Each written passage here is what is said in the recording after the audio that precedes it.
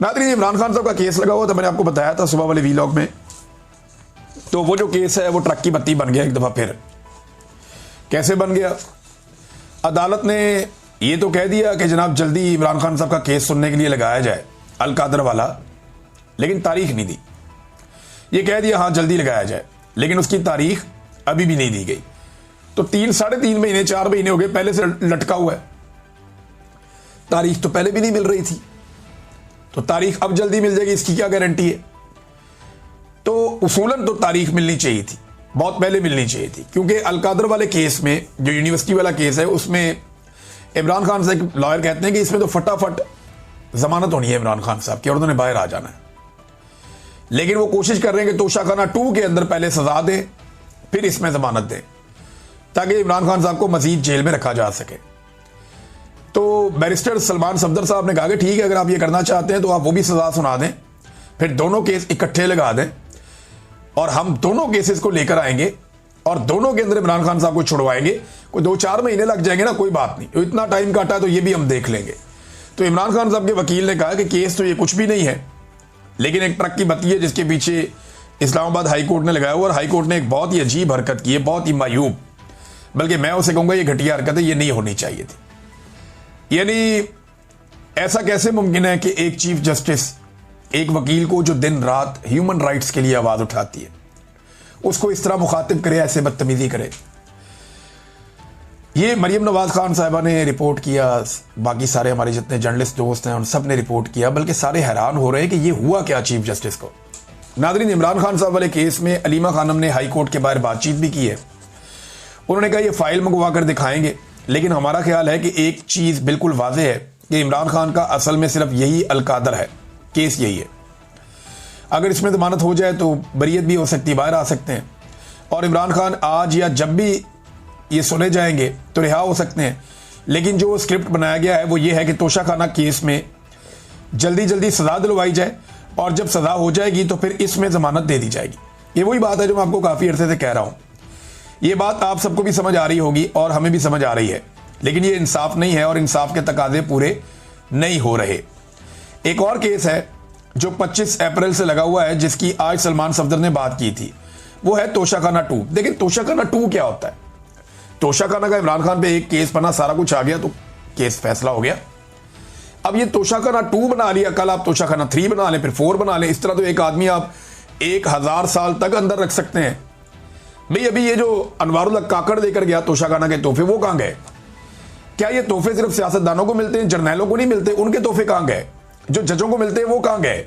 क्या वो जो है वो मुकद्दस गाय है? उन्होंने कभी जवाब नहीं देना, उनको जो तोहफा मिला वो किस मद में मिला और वो कहां गया?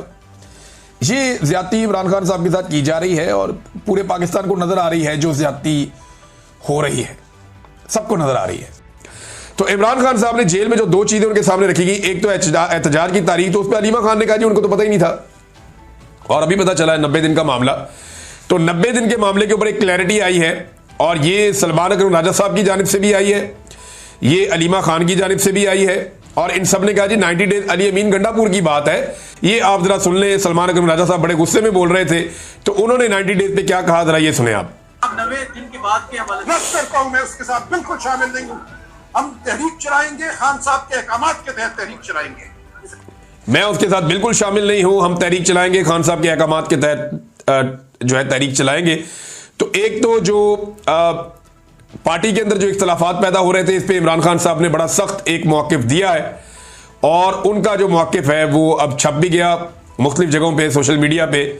इमरान खान ने कहा कि लाहौर में इजलास को लेकर पार्टी में इख्तलाफ जानबूझकर पैदा किया जा रहा है, ज़ाती इख्तलाफात खत्म करें और सारा फोकस तहरीक पर रखें। इमरान खान ने जो है वो, अलीमा खान ने ये बात की, इमरान खान की दूसरी बहनें भी वहाँ मौजूद थी।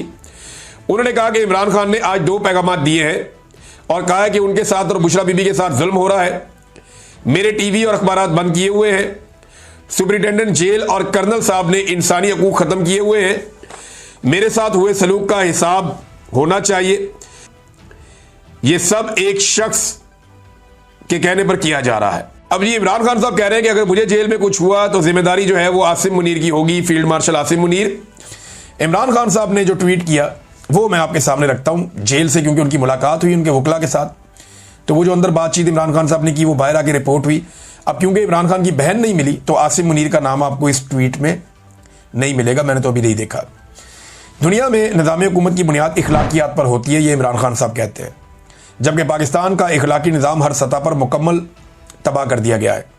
जमहूरियत का हुस्न भी इखलाकियात है, लेकिन आसिम ला के तहत मौजूदा निज़ाम में इखलाकियात की पस्ती के तमाम रिकॉर्ड टूट चुके हैं। ये नाम आ गया जी आसिम मुनीर साहब का। कुरान पाक में बारहा अमर बिल मारूफ व नही अनिल मुनकर का हुक्म दिया गया है। इस हुक्म की पैरवी करते हुए पूरी कौम का फ़र्ज़ बनता है कि हक़ के साथ और बातिल के खिलाफ डट जाए। मौजूदा निज़ाम जुल्म और इखलाकी गिरावट की वजह जिस डगर पर चल निकला है, इसका खात्मा यकीनन इसी निज़ाम की तबाही पर ही होगा। कौम को पैगाम देना चाहता हूँ कि घबराना नहीं है, फतह आपकी ही होगी। अफगानिस्तान ना सिर्फ देरीना साथी है बल्कि बरादर इस्लामी मुल्क है। ऐसे में पूरी कौम और बिलखसूस खैबर पख्तूनख्वा हुकूमत का फ़र्ज़ बनता है कि मुश्किल की इस घड़ी में अफगानिस्तान के साथ इजहार यकजहती करें और जिस कदर मुमकिन हो उन्हें इमदाद फराहम करें।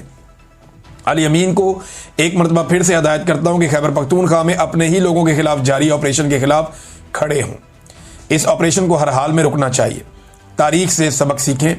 सिर्फ बैरूनी कुव्वतों की खुशनुदी के लिए अपने ही लोगों के खिलाफ फौजी ऑपरेशन से हालात बेहतर होने के बजाय मजीद बिगड़ेंगे। मौजूदा सैलाबी सूरत हाल में हमारे बिलियन ट्री मनसूबे की अहमियत और ज़रूरत का एक मरतबा फिर भरपूर अंदाज़ा हो रहा है। तहरीक इंसाफ ने मेरे विजन की रोशनी में बिलियन ट्री सुनामी का आगाज़ किया, जिसको Boris Johnson world economic forum समेत आलमी सतह पर शानदार पजीराई मिली। खैबर पख्तूनख्वा हुकूमत को हदायत करता हूँ कि 10 बिलियन ट्री मुहिम पर असर नौ तवज्जो मरकूज करें। सोशल मीडिया भी इस ज़मन में आगाही मुहिम का आगाज़ करे ताकि दरख्त मौसमियाती तब्दीली के नतीजे में पैदा होने वाली तबाही के खिलाफ ढाल बन सकें। इमरान खान साहब के ट्वीट का दूसरा हिस्सा, तमाम मजहबी तालीमात, मुआशरती इक़दार और इखलाकी ज़ाब्तों के बरखिलाफ जिस तरह मेरी अहलिया पर जुल्म किया जा रहा है वो इंतहाई शर्मनाक है।